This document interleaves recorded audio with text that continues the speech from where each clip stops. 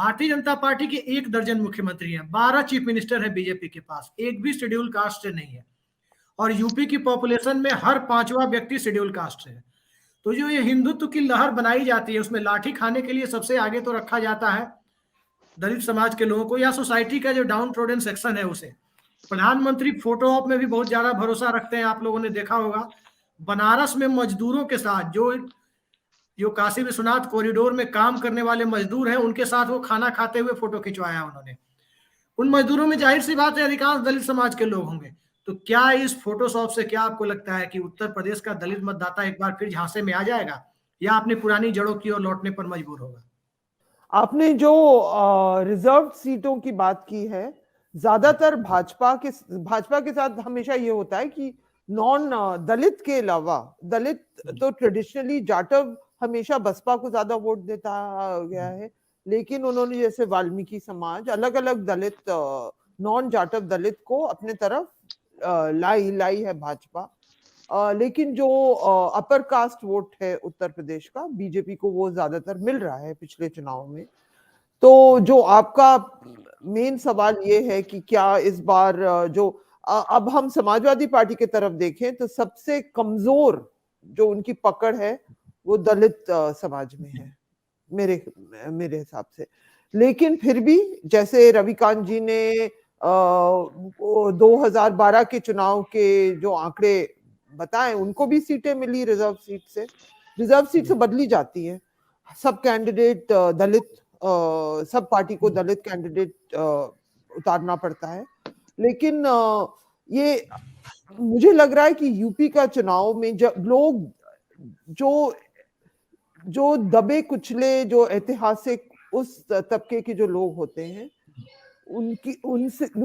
उनसे जानना सबसे ज्यादा मुश्किल होता है कि क्या होगा। लेकिन ये, और वो उसको वोट देंगे जो उनको लगेगा कि वो जीत भी रहा है। ये भी एक कैलकुलेशन होगा जरूर लोगों के जहन में कि वो बसपा लग नहीं रहा है कि वो अपने ज्यादातर स्टेट में वो बड़ी फोर्स बन के आएगी। लेकिन बसपा फिर भी खेल सकती है, अगर ये असेंबली हैंग हो जाए खेल सकती है। और जहां तक जो भी मैं जब निकल के गई हूँ तो मैंने देखा जाटव वोट उनका अभी तक उनके पास है, लेकिन वो सीटें नहीं निकल रही क्योंकि जाटव के साथ और किसका वोट आ रहा है वो अभी तक क्लियर नहीं है। लेकिन तो कैंडिडेट पर, हाँ जी समझिए, जो असली इशू है वो दूसरा है इन सीटों का, जो अरिथमेटिक है रिजर्व सीटों का। ये बिल्कुल वैसा ही है जैसे भारतीय जनता पार्टी में कोई माइनॉरिटी चेहरा होता है तो उसे पोस्टर बॉय बना के सामने रखा जाता है, चाहे वो शाहनवाज हुसैन हो या मुख्तार अब्बास नकवी हो या कभी सिकंदर बख्तर हो। यही हालात होता है, ऐसे ही हालात होते हैं रिजर्व सीटों पर नॉन रिजर्व कैटेगरी के वोटर्स की। वो तकरीबन 70 से 80% के करीब होते हैं, और वो वोटर्स डिसाइड करते हैं कि इस पर्टिकुलर रिजर्व सीट में कौन से वोटर जीतेंगे। बिल्कुल इसके उलट हालात होते हैं नॉन रिजर्व सीटों पे, जहां 20%, 22% या 18% जो दलित वोट होते हैं वो डिसाइड करते हैं कि ये सीट किस पार्टी को जाएगी। तो कहीं ना कहीं ये हालात ये होते हैं कि जो जो सेक्शन वहां चुनाव नहीं लड़ सकता, क्या वो हिंदुत्व के लहर में इस बार भी आएगा, या हिंदुत्व का लहर उस पर काम नहीं करेगा जैसे 2007 या 2012 जब मायावती या मुलायम सिंह यादव की लहर आई। उस लहर में भारतीय जनता पार्टी ताश के पत्तों की तरह बिखर गई थी। तो हालात क्या होंगे मैं ये जानना चाह रहा हूं आपसे, आपको क्या अभी लगता है? देखिए, बीजेपी ने तो अयोध्या के अलावा, अयोध्या तो ऑनगोइंग चल रहा है, मथुरा को भी छेड़ दिया, और अब काशी, तो तीनों इसमें औरंगजेब भी आ गए, तो बाबर तो थे ही पहले से, अब औरंगजेब भी आ गए, तो ये सब चल रहा है। तो बीजेपी की तो पूरी ताकत लगी हुई है कि ये हिंदुत्व पर ही ये चुनाव लड़ा जाए, हिंदुत्व। और मुझे लग रहा है, जो मैंने देखा कि जो मेन स्टार जैसे हिंदी फिल्मों में जो हीरो होता है उसके साइड किक्स होते हैं ना इधर उधर, उनको एक दो शॉट मिलते हैं। मेन फ्रेम जो हीरो होता है वो कपड़े बदल के आता है, फिर गाना गाता है, फिर एक आइटम नंबर होता है, फिर से कपड़े बदलते हैं, फिर तीसरे शॉट में फिर से कपड़े बदलते हैं, और वो जो दोस्त या साइड किक वो खड़ा रहता है, उसको एक दो बार उसका शॉट उस पे जाता है। तो ये आप, मुझे लग रहा है सबसे अहम चीज जो हो गई है कि ये चुनाव नरेंद्र मोदी लड़ रहे हैं और आदित्यनाथ योगी पीछे हो गए हैं। पूरी तरह, ये उनका चुनाव नहीं है। उनको बस टॉलरेट किया जा रहा है क्योंकि उनको वो हटा नहीं पाए, बीजेपी के नेशनल लीडरशिप अभी तक हटा नहीं पाए, तो वो हैं। लेकिन ये बचाने के लिए ये चुनाव नरेंद्र मोदी आगे आए हैं, वो ही कर रहे हैं, वो ही कर रहे हैं। मैं अपनी किताब को देख रही थी जो बीजेपी पर है, वो ही कर रहे हैं जो पिछली बार हुआ था। उसमें थोड़ा डिटेल्स अलग हैं कि आपने बनारस का कॉरिडोर बनाया, लेकिन आप याद रखिए कि 2014 में जब वो पहली बार बनारस से खड़े हुए थे, जिस तरह का वो सीन क्रिएट किया गया, जिस तरह से उन्होंने वो आरती करवाई, ये सब चीजें हो चुकी थी पहले।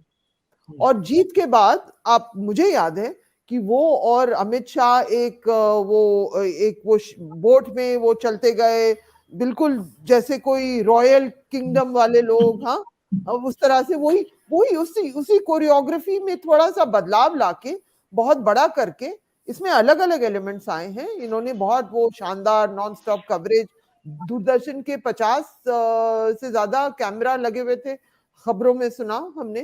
तो ये पूरा, और ये पब्लिक खर्चा में इन्होंने कर दिया ये। लेकिन इसमें क्या, मैं नहीं जानती हूँ, लेकिन लोग मुझसे कह रहे हैं कि कुछ हद तक लोग आस्था जागती है। लेकिन मुझे लगता है आस्था के अलावा ये मजबूत लीडर की जो छवि जो आगे आती है, उससे भी लोग इम्प्रेस हो जाते हैं। और सबसे जरूरी चीज ये है कि लोगों को देखना है कौन जीत रहा है और कौन हार रहा है। जब ये बाइपोलर इलेक्शन हो चुका है, लग तो ये रहा है सपा और भाजपा के बीच में, तो वो देखेंगे कौन जीत रहा है कौन हार रहा है, और तो देखते हैं। लेकिन चलिए, हाँ, बिल्कुल सही बात आपने कही कि कम से कम योगी आदित्यनाथ को हटा नहीं पाए, यानी कि बेटे ने हटा विराट नहीं कोहली पाए, को लेकिन हटा दिया। साइड, देखिए साइड कर दिया। वो उत्तर प्रदेश के मुख्यमंत्री हैं, और लेकिन उन्होंने साइड कर दिया। ये पूरा ये नरेंद्र मोदी का शो बन रहा है। हर उद्घाटन में वही ज्यादा, वो जो न्यूज मेकिंग चीज जो है, लाल टोपी नरेंद्र मोदी ने कहा, औरंगजेब नरेंद्र मोदी ने कहा, ये जो पूरा परफॉर्मेंस हुआ बनारस में नरेंद्र मोदी का हुआ। यहाँ वो योगी आदित्यनाथ तो बहुत दिनों से कह रहे हैं अब्बा जान, भाई जान, इस तरह की चीजें वो कह रहे हैं, वो करते जाएंगे। और वो आप डेप्यूटी चीफ मिनिस्टर, क्या नाम है उनका, केशव प्रसाद मौर्य, हाँ, मौर्य जी, वो भी कह रहे हैं जालीदार टोपी वाले, पजामा वाले, वो सब तो चल रहा है। लेकिन नरेंद्र मोदी का शो अब ये पूरी तरह ये चुनाव बन चुका है, और नरेंद्र मोदी ने ही जीता था ये उत्तर प्रदेश बीजेपी के लिए इस तरह। अब देखते हैं कि क्या होता है इस बार, क्या लोग इतने नाराज है, अभी मैं नहीं कह सकती। मुझे लगता है कि कठिन है बीजेपी को पूरी तरह हराना। 40% जब वोट किसी पार्टी का हो जाता है, तो आपको अपना वोट बढ़ाना भी है और उनका घटाना भी है। देखते हैं क्या होता है। हाँ, एक बात जो आपने कही है वो काफी रिमार्केबल है कि तमाम कोशिशों के बावजूद नरेंद्र मोदी और उनकी टीम योगी आदित्यनाथ को हटा नहीं पाई है, भले ही उनका ऑरा कम करने की कोशिश की जा रही है। बेटे ने तो विराट कोहली को हटा दिया, लेकिन उनके पिता हटाने में नाकामयाब रहे योगी आदित्यनाथ को। सभा नकवी जी, एक चीज मैं आपसे जानना चाहूंगा कि चूंकि आपका अनुभव बहुत लंबा है, रिजर्व सीट की जो साइकोलॉजी होती है, वहां जनरल और ओबीसी कैटेगरी के लोगों का इम्पैक्ट ज्यादा होता है, उनके वोट की कीमत ज्यादा होती है, क्योंकि वहां वो वोट बैंक होते हैं, वहां एससी एसटी वोट बैंक नहीं होते। तो क्या आपको लगता है कि उत्तर प्रदेश के इस चुनाव में, जब चूंकि योगी आदित्यनाथ का एक अपर कास्ट राजपूत चेहरा सामने है, तो इस यूपी इलेक्शन में उनके सामने अखिलेश यादव का चेहरा है और मायावती का चेहरा है, तो इस उत्तर प्रदेश के इलेक्शन में जो रिजर्व सीट के वोटर्स हैं, वो जनरल और ओबीसी के आधार पर डिवाइड होंगे, उस बेस पे डिवाइड होंगे, या फिर कास्ट के आधार पर डिवाइड होंगे? क्योंकि यहीं से ओबीसी रिजर्व सीटों का पूरा रास्ता खुलता है। अभिषेक जी, अभी कहना मुश्किल है, लेकिन एक बात, जब अगर सच में अगर बीजेपी के खिलाफ लहर बनती है, कुछ शुरुआत तो हुई है, लेकिन क्या वो खत्म हो जाती है, क्या वो बनती है? क्योंकि अभी टिकट निकलेंगे ये सब, तब रिजर्व सीट में तो जाति तो सबको देखना पड़ेगा, कैंडिडेट है कौन।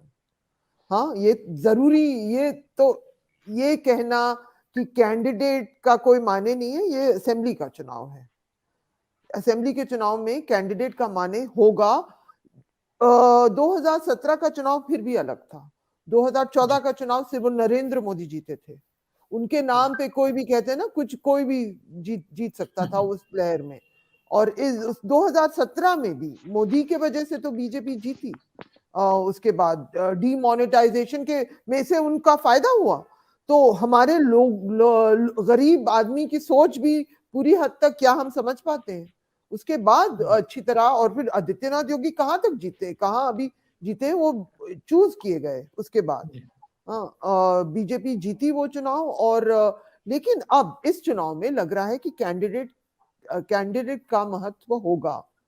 और इसमें बीजेपी क्या करती है? क्या बीजेपी नरेंद्र मोदी को हर 400 सीट से लड़वाना चाह रही है, कि वो कैंडिडेट पे ध्यान कर रही है?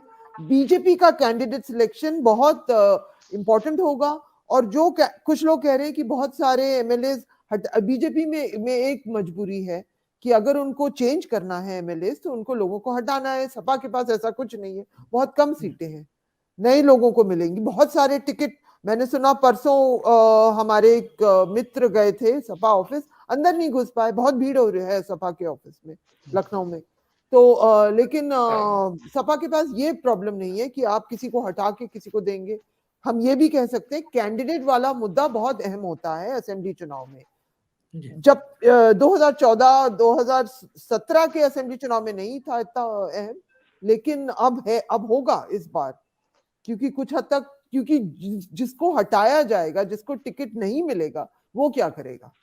नहीं, सेफोलॉजी में जिसे कहते हैं ना कि एक वेव चलती है, इलेक्शन में कभी कभार एक वेव चलती है, तो उन वेव का सबसे बड़ा असर वो सब रिजर्व सीटों पे ही दिखता है। जनरल सीटों पे इधर उधर हो जाता है मामला, रिजर्व सीटें देखी जाती है कि थोक में जा रही है, कि एक तरफ में। तो ये इलेक्शन क्या आपको लगता है, लहर वाला है, वेव वाला इलेक्शन है, या फिर इसमें पर्टिकुलर कैंडिडेट्स इतने प्रभावी होंगे, इनका इम्पैक्ट इतना होगा कि वो कहीं लहर वाला इलेक्शन ना होकर के वो इलेक्शन 2002 96 इस टाइप का बन जाए? अभी शुरुआत हुई है।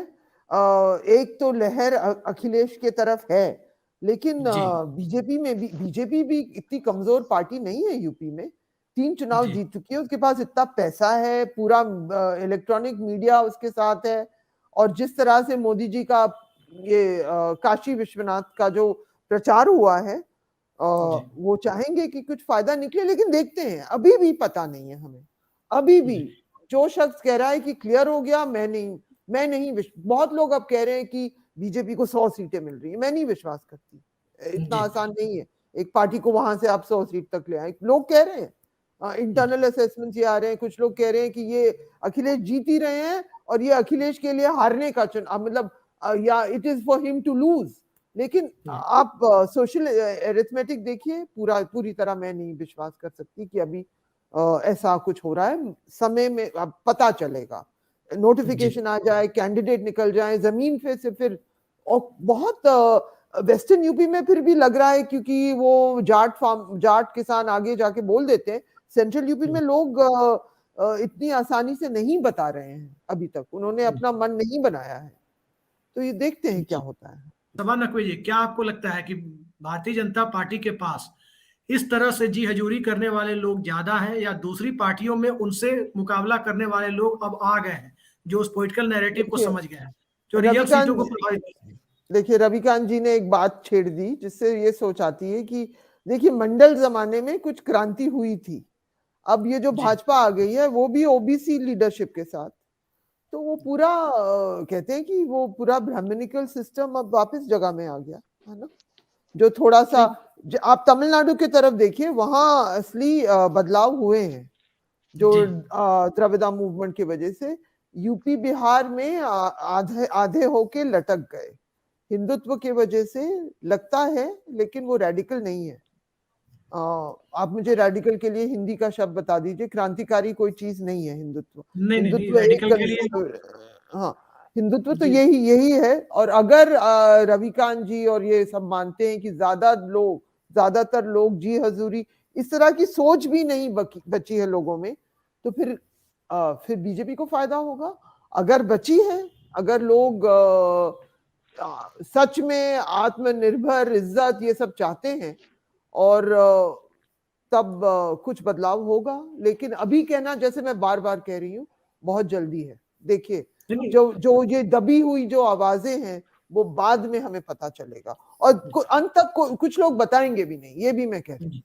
एक सेफोलॉजिस्ट ने आज मुझे बताया इनफॉर्मल बातचीत में कि रिजर्व सीटों में यदि 30 का नुकसान यूपी में भाजपा को होता है, ओवरऑल 150 से पौने 200 सीटों के नुकसान की बात उन्होंने मान ली है कि इतना हो सकता है, क्योंकि रिजर्व सीटों में 30 सीटें बहुत बड़ी संख्या है कि ये 70 से गिर के 35 या 40 पे आते हैं। तो सभा नकवी जी, अंतिम टिप्पणी के लिए मैं आपके पास आ रहा हूं कि इन रिजर्व सीटों के सहारे जो भारतीय जनता पार्टी, 91 से मैंने डेटा निकाला और देखा है, 91 जब से राम लहर आई है, चाहे पार्लियामेंट का इलेक्शन हो, स्टेट का असेंबली इलेक्शन हो, बीजेपी का हर इलेक्शन में जो सबसे बढ़िया स्ट्राइक रेट होता है, सबसे अच्छा स्ट्राइक रेट वो रिजर्व सीटों पे होता है, क्योंकि उनके वोटर, जैसा रविकांत जी कह रहे हैं, ज्यादा इंपैक्ट डालते हैं।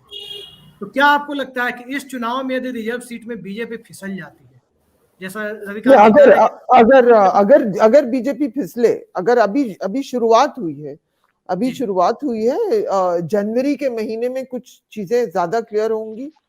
कैंडिडेट निकलने दी, क्या सपा भी किस तरह के कैंडिडेट आगे लाता है। सपा शायद विनेबिलिटी को देख रहे हैं और सब अखिलेश के हाथ में है। बीजेपी में अलग सिस्टम चल रहा है कैंडिडेट को लेकर, तो वो सब देखना पड़ेगा। और मायावती बहुत चुप बैठी हैं, बहुत ही चुप बैठी हैं। क्या उनको उम्मीद है कि वो 30 सीट जीत जाए? मुझे पता नहीं, उनका खेल अभी तक समझ ही नहीं आ रहा कि वो बस हाथ में हाथ डाल के बस बैठ गई। इतनी पावरफुल फोर्स, बिल्कुल आइकॉनिक फिगर मायावती, और वो देखिए अभी मैदान में दिखती ही नहीं है। मुझे उनका खेल समझ में नहीं आया है, लेकिन देखते हैं। यही कह सकते हैं कि वो चाह रही हैं कि हंग हो जाए, फिर उनका कोई रोल हो।